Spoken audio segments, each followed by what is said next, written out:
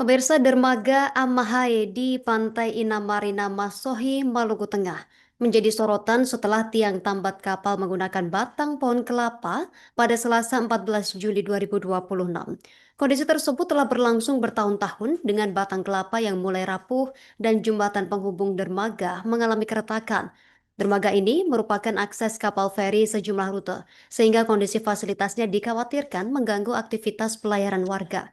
Informasi lengkapnya sudah dihimpun oleh rekan kami, Silmi Sirati Suailo, wartawan Tribun Ambon. Rekan Silmi Sirati, silakan laporan lebih lengkapnya.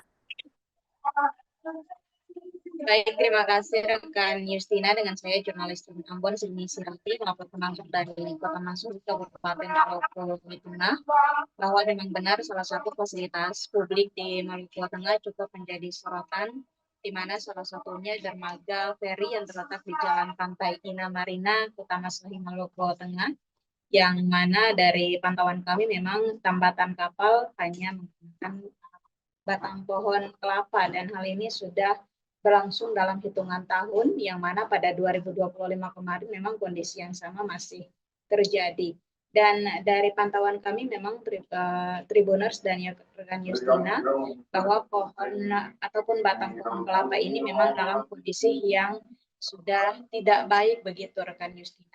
Kemudian dari salah satu hal yang paling menonjol ialah rapuhnya batang pohon kelapa yang terlihat bengkok dan terlihat cukup mengkhawatirkan bagi pengguna yang melintas ataupun bagi para ABK yang hendak menambatkan tali kapal di area dermaga.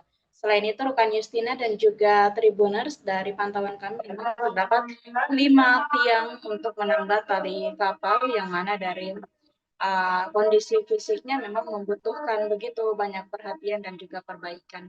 Selain itu, rekan Justina dan juga Tribuners memang dermaga Amahai yang terletak di Jalan Pantai Inam Marina, Kota Masui ini menjadi salah satu pelabuhan penyeberangan penghubung wilayah di Kabupaten Maluku Tengah, yang mana dua moda transportasi kapal feri melayani rute dari beberapa daerah, semisal kapal feri dengan trayek Pelabuhan Tulehu ke Kota Masohi dengan moda transportasi kapal feri Cantika Express 99B, kemudian ada juga kapal feri milik PT ASDP yang melayani rute dari Uai, kemudian Saparua, Nusa Laut hingga ke Masohi dengan jadwal keberangkatan 2 kali dalam sepekan.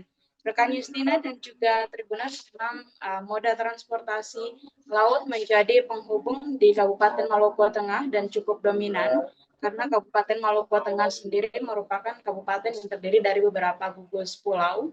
Dan dari informasi yang kami himpun memang kebutuhan publik seperti dermaga maupun fasilitas pendukung lainnya begitu sangat urgent dibutuhkan oleh masyarakat di Kabupaten Maluku Tengah. Demikian rekan Justina laporan dari Kabupaten Maluku Tengah, kembali ke rekan Justina di studio.